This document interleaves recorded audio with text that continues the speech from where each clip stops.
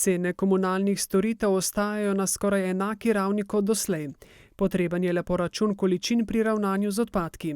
V zadnjem koronskem letu je namreč opazna strma rast količine oddanih, prevzetih in obdelanih odpadkov. Tako beležimo pri gospodinjstvih za več kot 7% naraščanja količine odpadkov, tako na mešanih komunalnih odpadkih, kot tudi dodatno še na ločeno zbranih komunalnih odpadkih in je pač potrebno narediti ta količinski poračun preteklega leta. To moramo storiti, ta poračun je nekje 20 centov na osebo na mesec.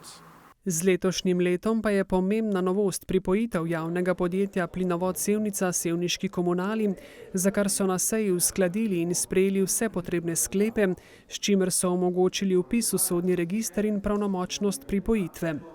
Ta končnim uporabnikom za zdaj ne prinaša nobenih sprememb.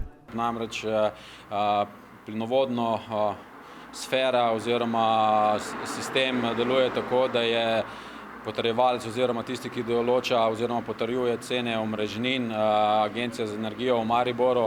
To za razliko od ostalih komunalnih storitev, ki to počnemo vsako leto, se to zgodi enkrat na 3 leta.